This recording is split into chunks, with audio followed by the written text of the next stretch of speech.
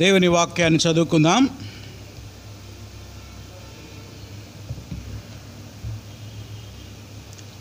ఎఫెసీ పత్రిక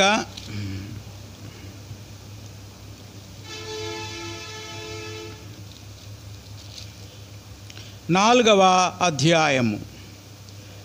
ఎఫెసీ పత్రిక 4వ అధ్యాయము 15వ వచనాన్ని అందరం కలిసి చదువుకుందాం. క్రొత్త నిబంధన గ్రంథంలో 175వ పేజీ. ఎఫెసీ పత్రిక 4వ అధ్యాయం 15వ వచనం. ప్రేమ కలిగి సత్యము చెప్పుచు క్రీస్తు వలె ఉండుటకు మనం అన్ని విషయములలో ఎదుగుదము. ప్రార్థన. ప్రేమగల మా తండ్రి, ప్రభువానికి వందనాలు, స్తోత్రాలు చెల్లిస్తున్నాం.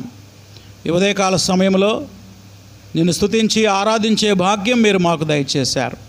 మీ వాక్యాన్ని, జీవవాక్యాన్ని మేము ధ్యానించుకొనబోతూ ఉండగా మీ వాక్కుల ద్వారా మాతో మాట్లాడి మమ్మల్ని బలపరచండి.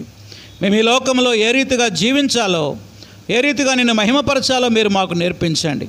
పరిశుద్ధాత్మదేవ, మీరు మాట్లాడుతున్నప్పుడు సరిచేసుకునే మనసు వ్యక్తిగతంగా నాకు, ఈ వాక్యాన్ని వింటున్న మా అందరికీ దయచేయమని యేసు నామములో అడుగుతున్నాం తండ్రి, ఆమేన్.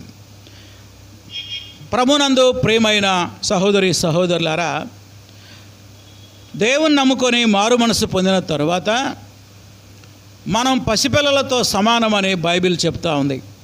క్రొత్తగా మనం బాప్తిజం తీసుకున్నాం లేదా మారు మనసు పొందాం, రక్షణ పొందామంటే అర్థం ఏంటంటే అప్పుడే పుట్టిన పసిపిల్లలతో సమానం. ఈ పసిబిడ్డ రోజు రోజుకి ఏమవ్వాలి? ఎదుగుతూ ఉండాలి. ఎవరైనా పిల్లలు పుడితే చాలా సంతోషంగా ఉంటుంది.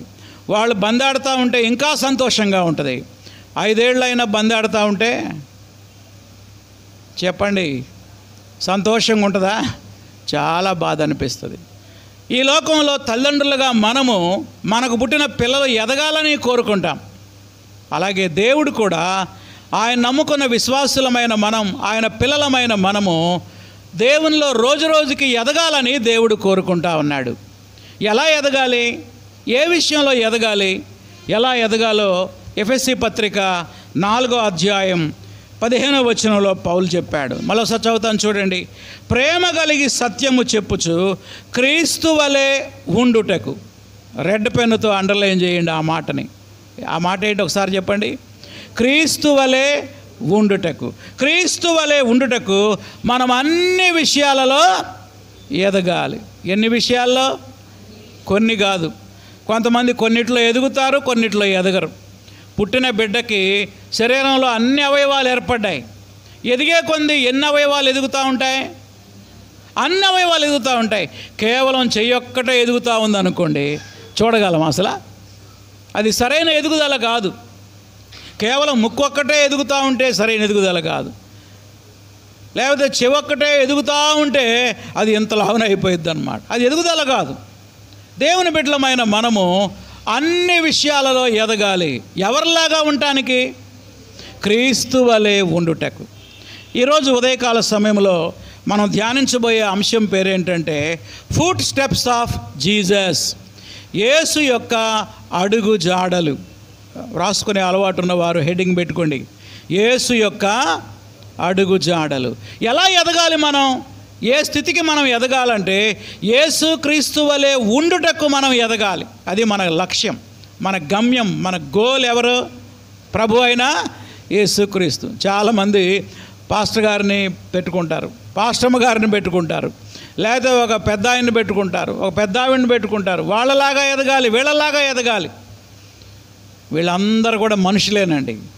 ఏ మనిషిని మనం గురిగా ఎంచుకోకూడదు. మన గురి ఎవరు?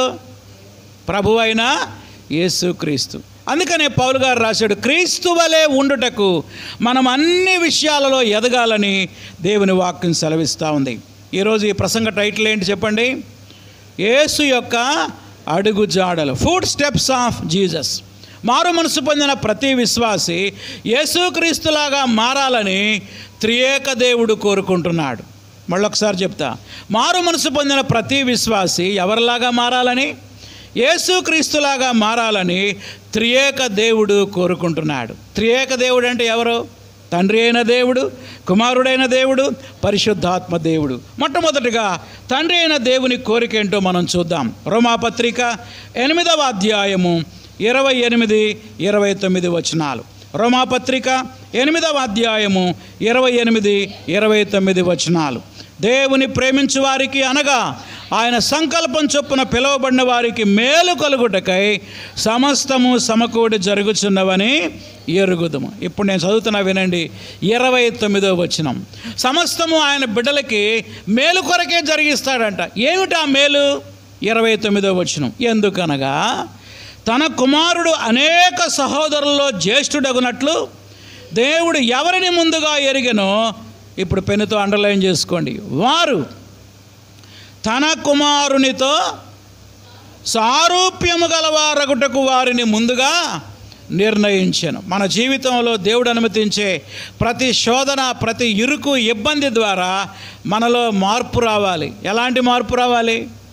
క్రీస్తు స్వరూపం మనలో ఏర్పడాలి. ఒక శిల్పి ఒక బండరాయిని చెక్కుతూ ఉంటాడు కదా, చెక్కి చెక్కి చెక్కి చెక్కి చివరికి ఎలా మారుస్తాడు? ఒక అందమైన శిల్పంగా మారుస్తాడు. లియోనార్డో డావిన్సీ అని ఒక గొప్ప చిత్రకారుడు ఉన్నాడు. బహుశా వినే ఉంటారు ఆయన పేరు. ఏం పేరు? Leonardo DaVinci. ఒకసారి పెద్ద బండరాయిని ఒక బండి మీద, ట్రక్ మీద పెట్టి తీసుకెళ్తున్నాడంట. అందరూ అడుగుతున్నారు, డావిన్సీ గారు ఏంటి మీకేమైనా పిచ్చా? ఎంత పెద్ద బండరాయి తీసుకెళ్తున్నారు, ఎందుకు, ఏం పనికి వచ్చింది ఇది? అప్పుడు ఆయన అన్నాడు, ఈ బండరాయిలో నేను మోషేని చూస్తున్నాను అన్నాడు. ఈ బండరాయిలో నాకు మోషే కనపడుతున్నాడు, మోషే ముఖాన్ని నేను చిత్రీకరించబోతున్నానని. కొన్ని సంవత్సరాల తర్వాత ఆ బండలో నుంచి ఎవరి బొమ్మ తీశాడు? మోషే బొమ్మ బయటకు తీశాడు. దేవుడు కూడా అంతే. పాపులమైన మనల్లో క్రీస్తు స్వరూపం ఏర్పడే వరకు దేవుడు మనల్ని చెక్కుతా ఉంటాడు. ఒకవేళ ఆ శిలకే కనుక ప్రాణం ఉంటే ఏం చేసింది చెప్పండి? చెక్కేవాడిని తిడుతుందా, పొగుడుతుందా? అర్థమైందా మీకు ఇమాజినేషన్? బండకు నిజానికి ప్రాణం ఉండదు. ఒకవేళ ప్రాణం ఉంటే చెక్కేవాడిని ఏం చేసిద్ది? తిడుతుంది. ఓరి దుర్మార్గుడా, దుష్టుడా, ఎందుకురా ఈ రకంగా చెక్కుతున్నావు, నాకు నొప్పి కలుగుతుందిరా, నాకు గాయం అవుతుందిరా. కానీ పౌలు ఏమంటున్నాడో తెలుసా? విశ్వాస జీవితంలో సంభవించే ప్రతిదీ కూడా, అనగా ఏ శోధనైనా, ఏ బాధ అయినా, ఇరుకైనా, ఇబ్బంది అయినా, ఏ జబ్బు అయినా, ఇవన్నీ ఎందుకు చెక్కుతాడంటే దేవుడు మనలో ఎవరి రూపం ఏర్పడాలి? క్రీస్తు స్వరూపం ఏర్పడాలి. What is the desire of God? తండ్రి యొక్క కోరిక ఏంటో తెలుసా? ఆయన పిల్లలందరూ క్రీస్తు సారూప్యంలోకి ఎదగాలని. రెండవదిగా త్రిత్వములో రెండవ వ్యక్తి ఎవరంటే కుమారుడైన దేవుడు. ఆయనే ప్రభువైన యేసుక్రీస్తు. కుమారుని కోరిక ఏంటో చూడండి. మత్తయి సువార్త 16వ అధ్యాయము 24వ వచనం. మత్తయి సువార్త 16వ అధ్యాయము 24వ వచనం చదువుతున్నాను నేను. అప్పుడు యేసు తన శిష్యులను చూసి ఒక మాట అన్నాడు, ఎవడైనను నన్ను వెంబడింపగోరిన ఎడల తను తాను ఉపేక్షించుకొని తన సిలువనెత్తుకొని నన్ను వెంబడించాలి. అనగా యేసు ప్రభు వారు చెప్తున్న మాట ఏంటో తెలుసా? శిష్యులారా, మీరు నన్ను వెంబడించాలనుకుంటే నా అడుగు జాడలలో మీరు నడవాలి. యేసు యొక్క కోరిక ఏంటో తెలుసా? ఆయన వెంబడించే మనం అందరము ఆయనలాగా జీవించాలని. ఇదే విషయాన్ని పేతురు భక్తులు కూడా చెప్పాడు. చూడండి, 1 పేతురు 2వ అధ్యాయం చదువుతున్నా నేను. 1 పేతురు పత్రిక 2వ అధ్యాయం 21వ వచనం. 1 పేతురు 2:21. క్రీస్తు మీ కొరకు బాధపడి మీరు తన అడుగు జాడల యందు నడుచుకొనున్నట్లు, పెన్నుతో అండర్లైన్ చేసుకోండి ఆ మాట. మీరు తన అడుగుజాడలు నడుచుకున్నట్లు మీకు మాదిరి ఉంచిపోయాను. యేసు ప్రభు వారు ఎందుకు ఈ లోకంలో మాదిరిగా జీవించాడో తెలుసా? ఆయన యందు విశ్వాసం ఉంచిన మనము కూడా ఆయన అడుగు జాడల్లో నడవాలి. ఇది ఎవరి కోరిక? కుమారుడైన యేసయ్య కోరిక. ఇంకా త్రిత్వంలో మూడో వ్యక్తి ఎవరు? పరిశుద్ధాత్మ దేవుడు. ఆయన కోరిక ఏంటో చూద్దాం. 2 కొరింథీ 3వ అధ్యాయము 18వ వచనం చదువుతున్నాం. 2 కొరింథీ 3వ అధ్యాయము 18వ వచనం. ఇక్కడ కుమారుడైనటువంటి పరిశుద్ధాత్మ దేవుడు ఏం చేస్తున్నాడో చూడండి. 3:18. మనమందరము ముసుగులేని ముఖంతో ప్రభు యొక్క మహిమను అద్దము వలె ప్రతిఫలింపజేయచ్చు మహిమ నుండి అధిక మహిమను పొందుచు, ఇప్పుడు పెన్నుతో అండర్లైన్ చేయండి, ప్రభువగు ఆత్మ చేత ఏం చేస్తాం? ఆ పోలికగానే మార్చబడుచున్నాము. ఏ పోలిక అంటే ప్రభు అయిన యేసుక్రీస్తు యొక్క పోలిక. మనలో ఉన్న పరిశుద్ధాత్మ దేవుడు అంట మనల్ని రోజు రోజుకి మారుస్తూ ఉంటాడు. ఏ రూపంలోకి మారుస్తూ ఉంటాడు? క్రీస్తు యొక్క పోలికలోకి మనల్ని మారుస్తూ ఉంటాడు. ఆగండి, జాగ్రత్తగా అందరూ ఇప్పుడు నా వైపు చూడండి.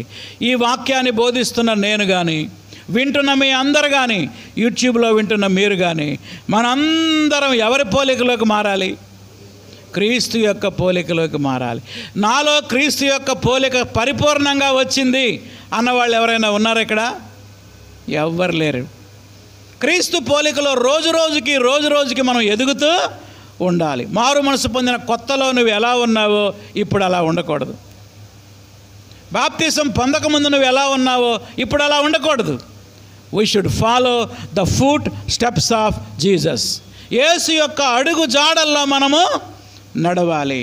యేసు యొక్క అడుగు జాడలు నడవాలి. కనుక తండ్రి కోరిక అదే, కుమారుడి కోరిక అదే, పరిశుద్ధాత్మ దేవుని కోరిక కూడా అదే. కేవలం తండ్రి, కుమారుడు, పరిశుద్ధాత్మ మాత్రమే కాదు, అపోస్తలులు కూడా ఈ విషయాన్ని బోధించారు. ఏ విషయాన్ని? విశ్వాసులందరూ క్రీస్తు సారూప్యంలోకి ఎదగాలని. అలా చెప్పిన మొదటి వ్యక్తి ఎవరంటే అపోస్తలుడైన పౌలు. ఇందా చదువుకున్నాం ఆల్రెడీ మనం. ఎక్కడది? ఎఫెసీ పత్రిక 4వ అధ్యాయం 15వ వచనం. క్రీస్తు వలె ఉండుటకు మనం అన్ని విషయములలో ఏమవ్వాలంట? ఎదగాలి. రెండో వ్యక్తి ఎవరంటే పేతురు, అపోస్తలుడైన పేతురు. ఇందా అది కూడా చదువుకున్నాం. 1వ పేతురు 2వ అధ్యాయం 21వ వచనంలో, మీరు తన అడుగు జాడల యందు నడుచుకొనున్నట్లు ఆయన మాదిరి ఉంచిపోయెను అనగా పౌలు అదే బోధించాడు, ఇంకా పేతురు అదే బోధించాడు. మూడో వ్యక్తి ఎవరంటే అపోస్తలుడైన యోహాను. అపోస్తలుడైన యోహాను. చూడండి, మొదటి యోహాను పత్రిక 2వ అధ్యాయం. మొదటి యోహాను పత్రిక 2వ అధ్యాయం 5-6 వచనాలు చదువుతున్నా నేను. 5-6 వచనాలు అమ్మా, నేను చదువుతాలేమ్మా. ఆయన వాక్యము ఎవడు గైకొనెనో వానిలో దేవుని ప్రేమ నిజముగా పరిపూర్ణమాయెను. ఇప్పుడు పెన్నుతో అండర్లైన్ చేసుకోండి. ఆయన యందు నిలిచి ఉన్నానని చెప్పుకునేవాడు ఆయన ఎలాగూ నడుచుకొనెనో అలాగే తానును నడుచుకొన బద్ధుడై ఉన్నాడు. మేమందరం దేవుని నమ్ముకున్నాం, మేము చర్చికి వెళ్తామండి, యేసుక్రీస్తు బిడ్డలమండి అని చెప్పుకునే మనము ఎలా నడవాలి? ఆయన ఎలా నడుచుకున్నాడో మనము కూడా అలా నడుచుకొన బద్ధులమై ఉన్నాం. ఇప్పుడు దాకా నేను ఏం చెప్పానంటే, యేసుక్రీస్తు సారూప్యంలోకి మనం ఎదగాలని ఎవరెవరు కోరుకున్నారు? మొట్టమొదట త్రియేక దేవుడు, తండ్రి కోరిక అదే, కుమారుని కోరిక అదే, పరిశుద్ధాత్మ దేవుని కోరిక కూడా అదే. క్రీస్తు వలె మనం ఉండాలని, క్రీస్తు సారూప్యంలోకి మనం ఎదగాలని ఎవరెవరు బోధించారు? పౌలు గారు అదే బోధ, పేతురు గారు అదే బోధ, చివరికి యోహాను గారు కూడా అదే బోధ, రాము పాస్టర్ బోధ కూడా అది, నా బోధ కూడా అది. ఇంతమంది కోరుకుంటున్నారన్నమాట. ఏమిటి ఆ కోరిక? ఆయన పిల్లలమైన మనము ఎవరిలాగా జీవించాలి ఈ ఊర్లో, ఈ దేశంలో? క్రీస్తు. నువ్వు ఒక కాలేజీ విద్యార్థిగా ఉంటే నీ కళాశాలలో నువ్వు క్రీస్తుగా జీవించాలి. క్రీస్తుని పోలి నడవాలి నువ్వు నీ కాలేజీలో. నువ్వు ఒక ఎంప్లాయీగా, ఉద్యోగస్తుడుగా, ఉద్యోగస్తురాలుగా ఉంటే నువ్వు ఎక్కడైతే ఉద్యోగం చేస్తున్నావో అక్కడ నువ్వు క్రీస్తుని ప్రతిబింబింపజేయాలి. ఒకవేళ నువ్వు వ్యాపారం చేసే బిడ్డవైతే నువ్వు వ్యాపారం చేసే స్థలంలో నువ్వు ఎలా కనపడాలి? వాళ్ళందరికీ క్రీస్తులాగా కనపడాలి. మన సువార్త దళం ఫౌండర్ మధ్యరాల దేవసహాయం గారు రిటైర్మెంట్ స్టేజ్లో మోపర్ అనేటువంటి గ్రామంలో ఆయన ఉద్యోగం చేశారు. అక్కడే జాబ్ చేసి రిటైర్మెంట్ అయిపోయారు. అది రిటైర్మెంట్ స్టేజ్లో. ఆ గ్రామంలో 8 సంవత్సరాలు సువార్త దళం పక్షాన పరిచర్య చేయడానికి దేవుడు మాకు అవకాశం ఇచ్చాడు. సో మేము 2016లో అక్కడికి వెళ్ళినప్పుడు అక్కడున్న చాలామంది హైందవ సహోదరులు నన్ను అడుగుతూ ఉండేవారు, అయ్యా మీరు పాస్టర్ గారు అంట కదా? అవునండి. ఏ సంఘానికి పాస్టర్గా వచ్చారని అంటే, ఇట్లా సువార్త దళం సంఘానికి వచ్చానండి. ఓ, దేవసహాయం అయ్య గారి ప్రారంభించిన సంఘానికి వచ్చారా? అవునండి అంటే ఆయన వాళ్ళు ఏం చెప్పేవాళ్ళు తెలుసా? యేసు ప్రభు ఎవరో మాకు తెలియదు కానీ ఆయనే మాకు యేసు ప్రభు అనేవారు.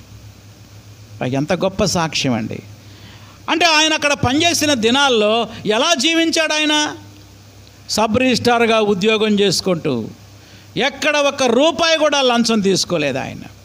ఎంత గొప్ప సాక్ష్యం అండి, ఎంత గొప్ప సాక్ష్యం. ఆ గ్రామ ప్రజలు ఏమంటారో తెలుసా? హైందవ సహోదరులు చెప్పిన సాక్ష్యం ఏంటంటే, యేసుప్రభు ఎవరో మాకు తెలియదు, మా దృష్టిలో ఆయనే యేసుప్రభు. అట్లాంటి వ్యక్తిని మేము ఎక్కడా చూడలేదండి. ఇలాంటి సాక్ష్యము ఎక్కడ మనం జీవిస్తున్నామో అక్కడ మనం కలిగి ఉండాలి. ఒకవేళ నువ్వు గృహిణిగా జీవిస్తూ ఉంటే నీ నైబర్స్ మధ్యలో, ఇరుగు పొరుగు వారి మధ్యలో నువ్వు ఒక చిన్న క్రీస్తును పోలి క్రీస్తు వలె మనం జీవించాలి. రైట్. ఇప్పుడు నేను 5 ఫుడ్ స్టెప్స్ని మీ ముందుంచబోతున్నా. యేసుక్రీస్తు యొక్క 5 అడుగు జాడలు.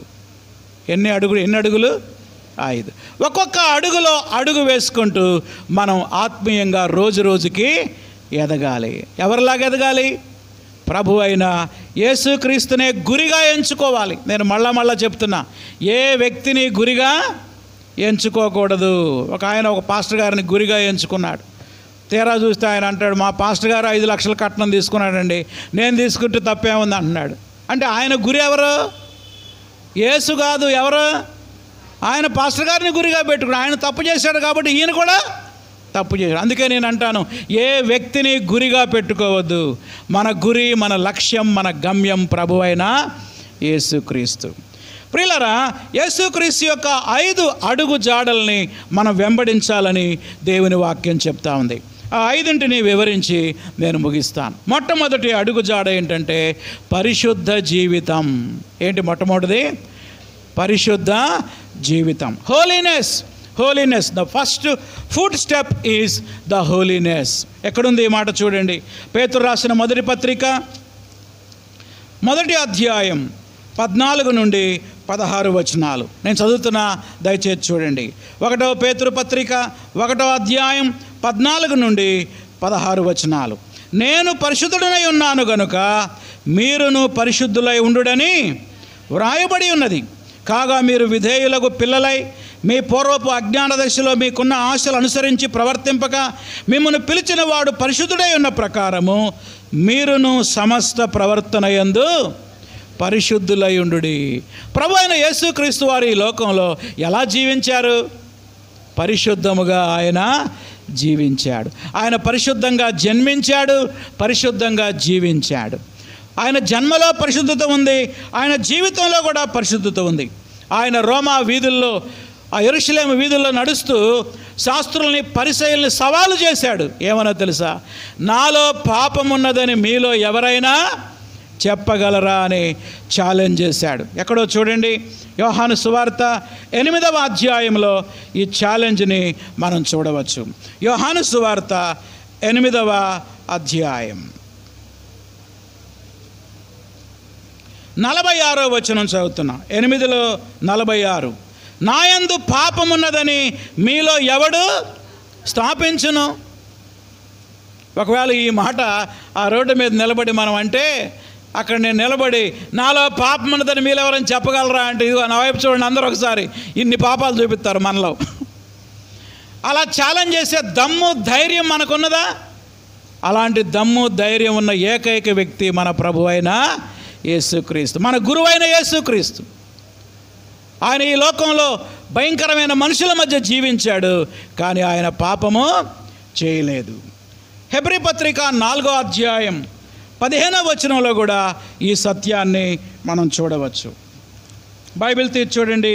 హెబ్రీ 4 నేను చదువుతున్నా, దయచేసి చూడండి. హెబ్రీ పత్రిక 4వ అధ్యాయము 15వ వచనం ఏమంటున్నాడు ఇక్కడ?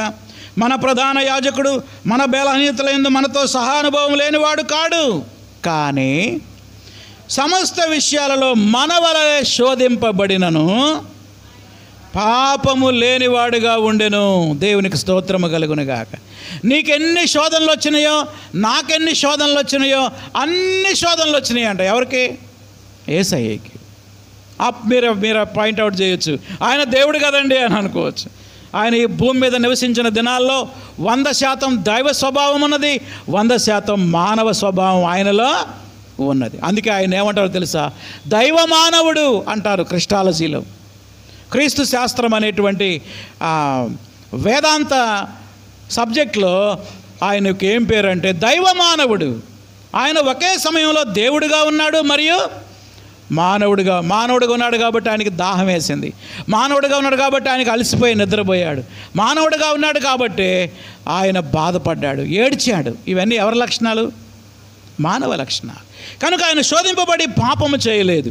ప్రియమైన సహోదరి సహోదరులారా, యవనస్తులారా, పెద్దలారా, స్త్రీలారా, పురుషులారా, మన జీవితంలో పరిశుద్ధ జీవితాన్ని మనం జీవించాలి, ప్రత్యేకమైన జీవితం జీవించాలి. పరిశుద్ధ జీవితం అంటే ప్రత్యేకమైన జీవితం. మారు మనసు పొంది బాప్తిసం తీసుకున్న మనము అందరిలాగా చేయకూడదండి. అందరూ పోయే దారిలో మనం పోకూడదు. మనం ప్రత్యేకంగా జీవించాలి. పరిశుద్ధ జీవితం అంటే ప్రత్యేకమైన జీవితం. నీ ఆఫీసులో, నీ కాలేజీలో, ఇరుగు పొరుగు వారి మధ్యలో ప్రత్యేకంగా నువ్వు జీవిస్తున్నావా? ఎలా ఉంది మన జీవితం? పరిశుద్ధ జీవితం అని మనల్ని మనం పరీక్షించుకుందాం. నెక్స్ట్ నెంబర్ 2, రెండవది హ్యూమిలిటీ, వినయ మనస్సు. రెండవది ఏంటి? హ్యూమిలిటీ, వినయ మనస్సు. రెండవ ఫుట్ స్టెప్, రెండవ అడుగు ఏంటంటే, మొదటి అడుగేమో పరిశుద్ధత, ఆ అడుగులో మనం అడుగేయాలి. రెండవ అడుగు పేరు హ్యూమిలిటీ, అనగా వినయ మనస్సు. చూడండి మన ప్రభు ఎలాంటి వాడో మనం దేవుని వాక్యంలో చూద్దాం. మత్తయి సువార్త 11వ అధ్యాయము 29వ వచనం చదువుతున్నా నేను. మత్తయి సువార్త 11వ అధ్యాయము 29వ వచనం. యేసు ప్రభువారు తన గురించి తాను చెప్పుకున్న గొప్ప మాట ఇది. ఏం చెప్తున్నాడు ఆయన 11:29లో? నేను సాత్వికుడను, దేన మనస్సు గలవాడను. పెన్నుతో అండర్లైన్ చేయండి ఆ మాట. 11:29 మత్తయి సువార్త 11వ అధ్యాయం 29వ వచనం. నేను సాత్వికుడను, దీన మనస్సు గలవాడను గనుక మీ మీద నా కాడి ఎత్తుకొని నా యొద్ద నేర్చుకొనుడి, అప్పుడు మీ ప్రాణములకు విశ్రాంతి. ఎవరైతే దేన మనసు కలిగి ఉంటారో ప్రశాంతంగా ఉంటారండి. విన్నారా ఈ మాట?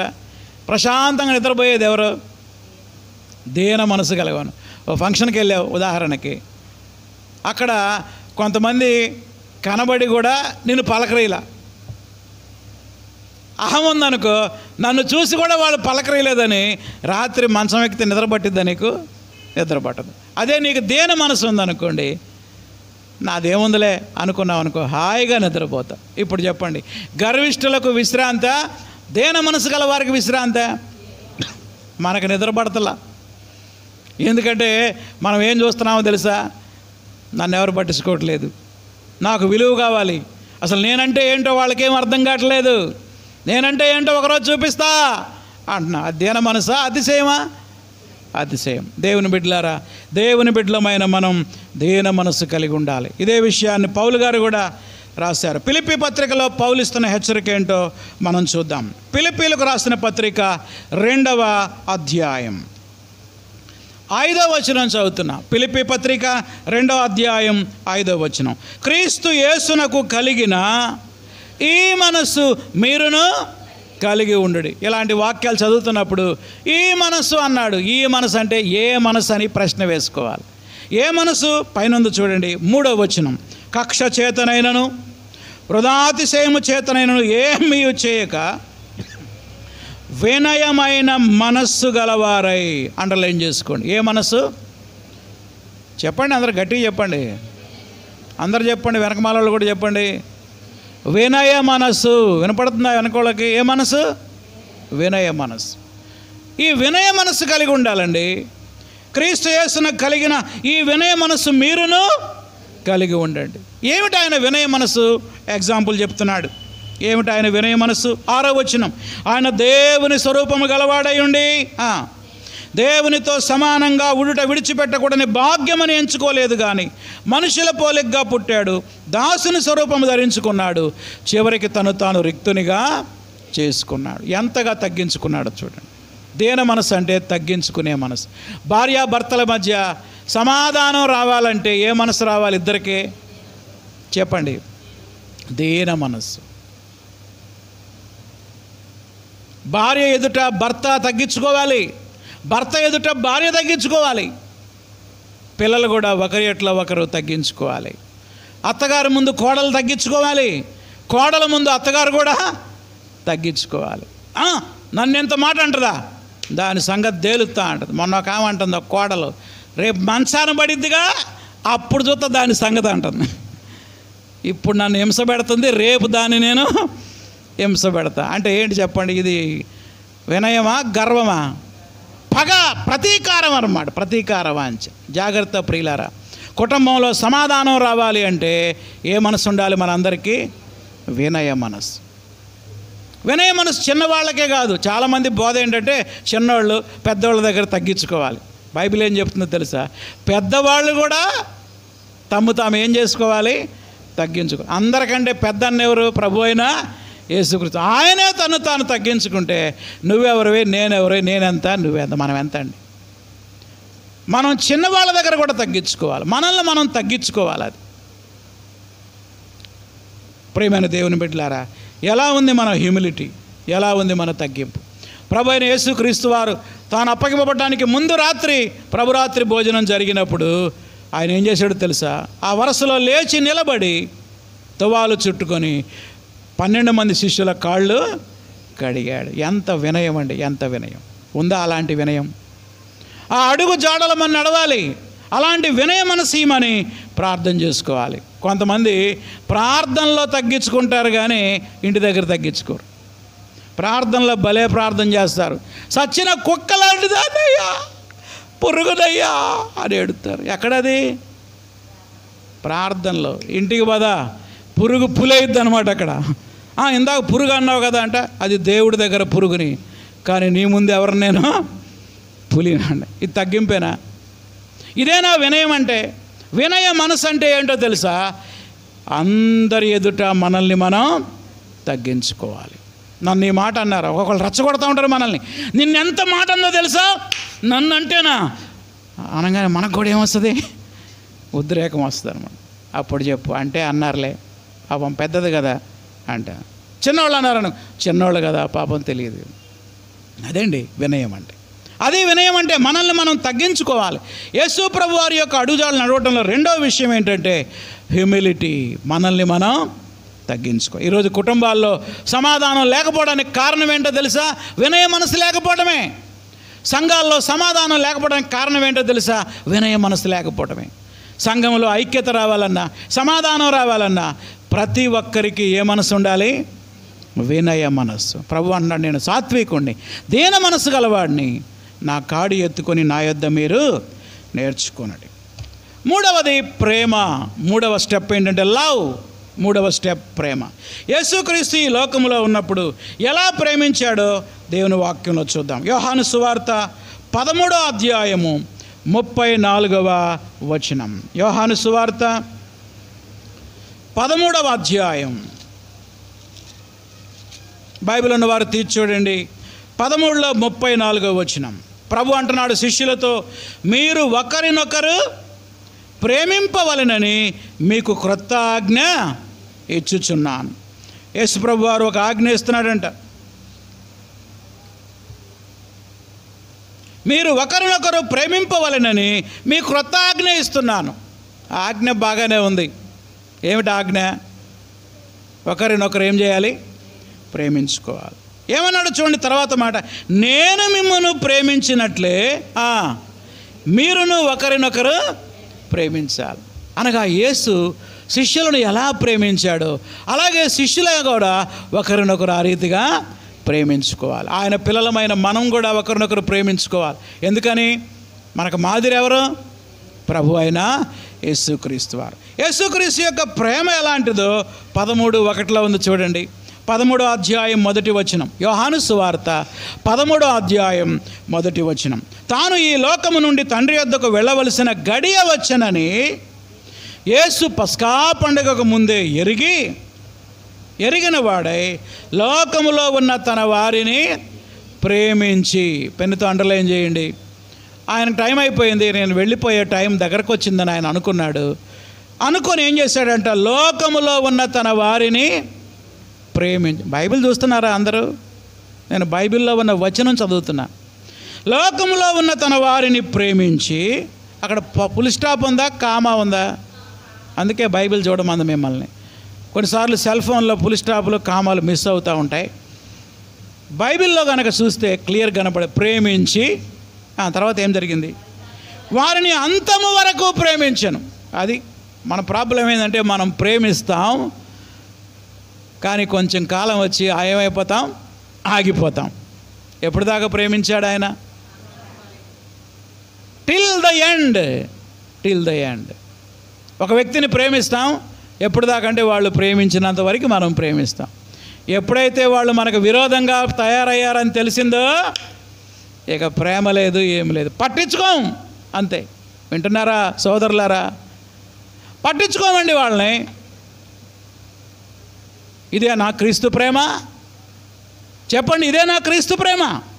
క్రీస్తు ప్రేమ ఏంటో తెలుసా? వారిని ప్రేమించి, చెప్పండి, అంతము వరకు వారిని ప్రేమించను. అందరు చెప్పండి ఈ మాట. వారిని ప్రేమించి, పర్వాలేదు పలకండి, తప్పేమి లేదు. వారిని ప్రేమించి అంతము వరకు ప్రేమించను. అంతము వరకు ప్రేమించే ప్రేమలో మనం ఎదగాలి. అది ఎలా ప్రేమించాడో తెలుసా? బెస్ట్ ఎగ్జాంపుల్ ఎవరంటే ఇస్కరియోతు యోధ చేతికి సంచి ఇచ్చాడంట. ఏం సంచి? ట్రెజరీ పోస్ట్ ఇచ్చాడు. ఆ సంఘంలో క్యాషియర్ ఎవరు? ఇస్కరియోతు యోధ. వాడు అప్పుడప్పుడు కొట్టేస్తున్నాడు డబ్బులు. ఈ సంగతి యేసయ్యకి తెలియదా? కొట్టేస్తున్నాడని తెలిసి కూడా ఇస్కరియోతు యోధ అని ఏం చేశాడు? ప్రేమించాడు. నాకు అసలు ఆశ్చర్యం ఏంటంటే, వాడి కాళ్ళు కూడా పట్టుకున్నాడు, వాడి కాళ్ళు కూడా కడిగాడు. మీలో ఒకడు నన్ను అప్పగిస్తాడని వాడు అన్నాడు. నేనా ప్రభువా? అవును, నువ్వు అన్నట్లే అన్నాడు. ఎంత ప్రేమ అండి! అంటే లాస్ట్ వరకు కూడా వెయిట్ చేశాడు, ఇకనైనా వాడు మారతాడు. మనం అట్లా కాదు, ఇదే ఫస్ట్, ఇదే లాస్ట్, ఇక నేను పట్టించుకోను, ఇక నో, డోంట్ కేర్. ఒక్కసారి చూస్తా జీవితంలో మనిషిని, ఆ మనిషి తప్పు చేశాడు, ఇక నేను నీ ముఖం కూడా చూడండి అంటామండి మనం. అది మానవ ప్రేమ. నేను కొటేషన్ చెప్తా, జాగ్రత్తగానండి. పెద్దవాళ్ళు చెప్పిన మాట ఇది. ఏమిటా మాట? ప్రేమించిన వారిని ప్రేమిస్తే మానవత్వం, ప్రేమించిన వారిని ద్వేషిస్తే రాక్షసత్వం, ద్వేషించిన వారిని సైతం ప్రేమిస్తే అది దైవత్వం. మళ్ళొకసారి చెప్పనా? ప్రేమించిన వారిని ప్రేమిస్తే మానవత్వం, ప్రేమించిన వారిని ద్వేషిస్తే రాక్షసత్వం, అది దయ్యపు స్వభావం. ద్వేషించిన వారిని సైతము గనక ప్రేమిస్తే అదేంటి? దైవత్వం, దైవ స్వభావం. దైవ స్వభావములో పాలివారగనట్లుగా నీవు నేను క్రీస్తులో మనం ఏమవ్వాలి? ఎదగాలి ప్రియులారా. క్రీస్తులో మనం ఎదగాలి. ఎలా ఉంది మన ప్రేమ? అగాపే ప్రేమతో మనం ప్రేమిస్తున్నామా? కొంతమంది అంటారు, మనం మనుషులం కదండి, మనం ఎలా ప్రేమిస్తాం సార్? ఆయనంటే ప్రభు అండి, మనం ఎలా ప్రేమిస్తాం? దీనికి ఆన్సర్ ఉందో చూడండి. ఈ ప్రశ్నకి ఆన్సర్ రోమాపత్రిక 5వ అధ్యాయం. ఇందాక ఆరాధన వర్తమానంలో మనం విన్నాం. రోమాపత్రిక 5వ అధ్యాయం. ఈ రిఫరెన్స్ ఈజీ గుర్తుపెట్టుకోవచ్చు. 5:5 రోమాపత్రిక 5వ అధ్యాయం 5వ వచనం. ఎప్పుడైతే మనం మారు మనసు పొందామో అప్పుడు ఏం జరిగింది? ఎందుకనగా ఈ నిరీక్షణ మనల్ని సిగ్గుపరచదు, మనకు అనుగ్రహింపబడిన పరిశుద్ధాత్మ ద్వారా దేవుని ప్రేమ. చెప్పండి, ఇది మానవ ప్రేమ, దేవుని ప్రేమ. దేవుని ప్రేమ, ద అగాపే లవ్ మన హృదయాలలో ఏం చేయబడింది? కుమ్మరించబడింది. ఆగండి. ఇప్పుడు మన హృదయంలో ఉన్న ప్రేమ మానవ ప్రేమ కాదు. ఎవరి ప్రేమ? దేవుని యొక్క ప్రేమ. దేవుని యొక్క ప్రేమ మన హృదయాల్లో ఏం చేయబడిందంట? కుమ్మరించబడింది. కావాలంటే నువ్వు ప్రేమించవచ్చు శత్రువుని కూడా. మనం మనుషులమే, కానీ మారు మనసు పొందిన ప్రతి వ్యక్తి హృదయంలో దేవుడు తన ప్రేమని పోసాడా, కుమ్మరించాడా? ఇట్లా పోసాడంటే సగం పోసి సగం ఉంచుకుంటాడు. కుమ్మరించాడంటే ఎంత percent? 100% God poured his love into our hearts. మన హృదయాలలో దేవుడు 100% తన ప్రేమను కుమ్మరించి ఇప్పుడు చెబుతున్నాడు, నేను ఏ ప్రేమతో మిమ్మల్ని ప్రేమించానో ఇదే ప్రేమతో మీరు కూడా ఒకరినొకరు ప్రేమించుకోండి. చెప్పండి, ఇది అసాధ్యమా, సాధ్యమా? సాధ్యమే. ఎందుకు సాధ్యం? మన హృదయాలలో ఎవరి ప్రేమ ఉంది? దేవుని ప్రేమ ఉంది. 3 అడుగులు చెప్పా ఇప్పుడు దాకానే. మొదటి అడుగు పరిశుద్ధత, రెండవ అడుగు వినయం, హ్యూమిలిటీ, మూడవ అడుగు లవ్, ప్రేమ. 4వ అడుగు ఏంటో మనం చూద్దాం. 4వది సహనము, ఓర్పు. ఏంటి 4వది ఏంటి? సహనము, ఓర్పు. మొదటి పేతురు పత్రిక 2వ అధ్యాయంలో ఈ సత్యాన్ని మనం చూస్తాం. Endurance, patience. Patience and endurance. 1వ పేతురు పత్రిక 2వ అధ్యాయంలోకి రండి. పేతురు భక్తుడు, అపోస్తలుడైన పేతురు విశ్వాసులమైన మనల్ని హెచ్చరిస్తూ ఉన్నాడు. ఏమని హెచ్చరిస్తున్నాడో చూడండి. మొదటి పేతురు పత్రిక 2వ అధ్యాయం 21వ వచనం. క్రీస్తు కూడా మీకోసం బాధపడి మీరు తన అడుగు జాడల యందు నడుచుకొనున్నట్లు మీకు మాదిరి ఉంచిపోయాను. యేసుక్రీస్తు వారు ఈ లోకంలో ఆయన అడుగులో అడుగేసి నడవాలని ఆయన మనందరికీ ఒక మాదిరి ఉంచిపోయాడు. ఏమిటి ఆయన మాదిరి? 22వ వచనం. ఆయన పాపము చేయలేదు, ఆయన నోట ఏ కపటము కనబడలేదు. ఇప్పుడు చూడండి 23వ వచనం. ఆయన దూషింపబడి బదులు దూషించలేదు. పెన్నుతో అండర్లైన్ చేయండి ఈ మాట. ఏంటి ఆ మాట? దూషింపబడి బదులు అంటే అర్థం ఏంటి? ఆయన ఎంతోమంది తిట్టారు. ఆయన ఏమని తిట్టారో చెప్తాను చూడండి. నువ్వు తిండిపోతూ అన్నారు. ఎవరిని? యేసయ్యని. నువ్వు త్రాగుబోతూ అన్నారు యేసయ్యని. నువ్వు దయ్యం పట్టినోడు అన్నారు. ఇంకా భయంకరమైన మాటలు ఉన్నాయి. వ్యభిచారం వలన పుట్టినవాడు నువ్వు అన్నారు ఆయన. ఎన్ని మాటలు అన్నారండి. ఇన్ని మాటలు అంటా ఉంటే ఆయన ఒక్క మాట కూడా ఎదురు మాట్లాడలేదు. ఎంత ఓర్పు, ఎంత సహనం. నిన్నెవరన్నా అంటే నీ రెస్పాన్స్ ఏంటి, నా రెస్పాన్స్ ఏంటి? నన్ను ఎవరన్నా అంటే నేను ఎలా స్పందిస్తాను? What is your response, what is my response? మనల్ని మనం పరీక్షించుకుందాం. మనల్ని ఒక్క మాట అంటే మనం 10 మాటలు వదులుతాం అంతే. 10 మాటలు వదులుతాం. కానీ ఆయన దూషింపబడి ఏం చేయలేదు చెప్పండి? బదులు దూషించలేదు. తర్వాత మాట, శ్రమ పెట్టబడి బెదిరించలేదు. కొంతమంది బెదిరిస్తారు. ఏమంటారు తెలుసా? చూస్తా ఇందాక ఒక ఆమె బెదిరించిందిగా. ఏమని? రేపు మంచాన పడతావుగా, అప్పుడు చూస్తాను ఈ సంగతి. అంటే ఏం చేస్తుంది? కోడలు అత్తనే బెదిరిస్తుంది అన్నమాట. బెదిరిస్తుంది. చూస్తాను ఈ సంగతి, నాకు కూడా టైం వస్తుందని బెదిరిస్తారు. యేసుప్రభు వారు ఎంతో శ్రమ పడ్డారు. రే మీ సంగతి రేపు తెలుస్తారా, నరకంలో వేసి కాలుస్తారా అని బెదిరించాడు వాళ్ళని. రేపు నేను జడ్జిమెంట్ సీట్లో కూర్చున్నప్పుడు చూస్తా మీ సంగతి అన్నాడా? నో. ఎంత ఓర్పు, ఎంత ఓర్పు. ఏం చేశాడు చివరికి 23వ వచనంలో? దూషింపబడి బదులు దూషించలేదు, శ్రమ పెట్టబడి బెదిరించలేదు, న్యాయముగా తీర్పు తీర్చే దేవునికి తన్ను తాను అప్పగించుకొనెను. నోరు తెరువలేదా ఏ ప్రేమ,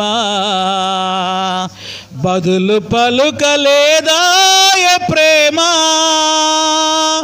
నోరు తెరువలేదా ఏ ప్రేమ, బదులు పలుకలేదా ఏ ప్రేమ. అదండి ఆయన లైఫ్, అది ఆయన అడుగుజాడలు. అయితే దేవుని బిడ్డలమైన మనం ఆయన ఎందుకు ఓర్చుకున్నాడో తెలుసా? ఎందుకు సహించాడో తెలుసా? 21వ వచనంలో ఉంది, క్రీస్తు కూడా మీ కొరకు బాధపడి మీరంటే ఎవరు? నేను, నువ్వు, మనందరం ఆయన అడుగు జాడల యందు నడుచుకొనున్నట్లు మీకు మాదిరి ఉంచిపోయాను. ఇప్పుడు ఏం చేయాలి మనం కూడా ఓర్పు ఉండాలి, మనకి సహనం ఉండాలి. మనకి లేనిదే అది. ఏంటది? ఓర్పు. నేను అంటాను, ఓర్పు లేని మార్పు అసలు మార్పే కాదు. మళ్ళీ చెప్తా ఈ మాట, ఓర్పు లేని మార్పు అసలు మార్పే కాదు. మేము మారు మనసు పొందామండి, బాప్తిజం తీసుకున్నామండి, బలలో కూడా చేస్తామండి అంటారు. మరి ఓర్పు ఉందా? లేదు ఓర్పు. ఓర్చుకో.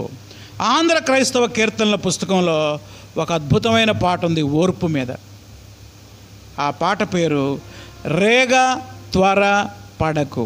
ఎవరికైనా వచ్చా ఈ పాట? ఎప్పుడు అలా వినలేదా? యూట్యూబ్లో ఉంది, రాసుకోండి ఆ పల్లవి. రేగ త్వర పడకు అని రాస్తే మీకు యూట్యూబ్లో పాట ఓపెన్ అవుతుంది. ప్రసన్న బోల్డ్ గారు పాడారు. ఎంత అద్భుతమైన పాట అంటే అంత అద్భుతమైన పాట. ఈ పాట ద్వారా చాలా ఆత్మీయంగా నేను మేలు పొందా. నాకు కోపం వచ్చినప్పుడల్లా ఈ పాట నాకు గుర్తు చేస్తూ ఉంటుంది. ఓర్చుకో ఓర్చుకో అంటది. పల్లవి పడతా వినండి. రేగా త్వరపడకు, ఓర్చుకో ఓర్చుకో, కోపం గొడవలు తెచ్చును, ఓర్చుకో.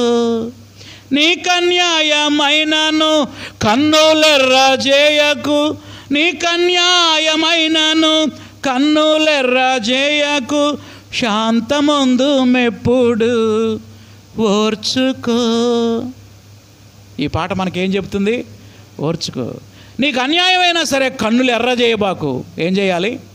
ఓర్చుకో. ఎవడేమి తిట్టినా ఓర్చుకో ఓర్చుకో, మేలు చేయు కీడుకు ఓర్చుకో. లోకమందు సుఖము కొంతసేపే ఉండును, లోకమందు సుఖము కొంతసేపే ఉండును, కోపమేలా చేతువు ఓర్చుకో. నీవు కీడు నొందగా ఓర్చుకో ఓర్చుకో, ప్రతి కీడు చేయకు ఓర్చుకో. ఓర్చుకొని ఉండుము అంతా సరియగును, ఓర్చుకొని ఉండుము. ఓర్చుకొని ఉంటే ఏమైందంట? అంతా సరియగును, నీకు జయముండును ఓర్చుకో. నిజానికి ఈ పాట తెలుగు పాట కాదు, ఇదొక ఇంగ్లీష్ రచయిత ఇంగ్లీష్లో పాట రాస్తే బర్నార్డ్ లూకాస్ గారు దాన్ని తెలుగులోకి తర్జుమా చేశారు. ఇలాంటి పాటలు నేర్చుకోవాలండి. ఈ పాటలు మనతో మాట్లాడతాయి. ఎందుకంటే ఈ పాట అంతా ఏముంది? దేవుని మాట, దేవుని మాట. కోప్పట్టానికి త్వరపడబాకు, రేగా త్వరపడకు, ఓర్చుకో ఓర్చుకో, కోపం గొడవలు తెచ్చును ఓర్చుకో. నువ్వు ఓర్చుకో. నీ ఇంట్లో మనశ్శాంతి, సంఘములో మనశ్శాంతి, నీ ఇరుగు పొరుగు వారి మధ్యలో నీకేమొస్తుంది? మనశ్శాంతి. చివరిగా 5వ అడుగు చెప్పి నేను ముగిస్తా. The last foot of Jesus. మొదటిది పరిశుద్ధత, రెండవది వినయము, మూడవది ప్రేమ, నాలుగవది ఓర్పు సహనం, 5వది క్షమాపణ.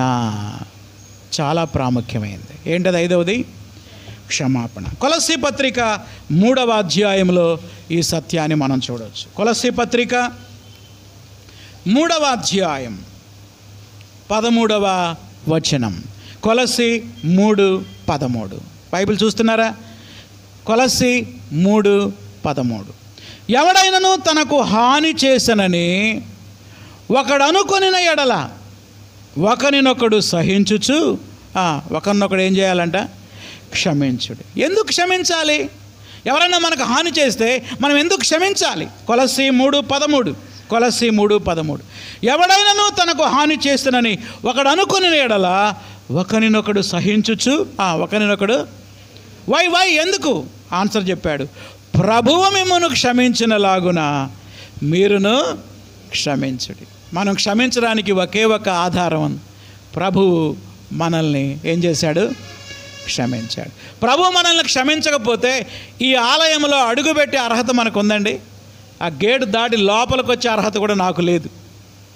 ఎందుకంటే ఎన్నోసార్లు నేను అవిధేయత చూపించినప్పుడు నా ప్రభువు నన్ను ఏం చేశాడు?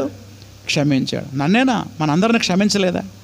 క్షమించాడు. ఇంత గొప్ప క్షమాపణ పొందిన మనము మనకెవరైనా హాని చేస్తే వారిని ఏం చేయాలా? క్షమించాలి. కొంతమంది క్షమిస్తారు కానీ మర్చిపోరు.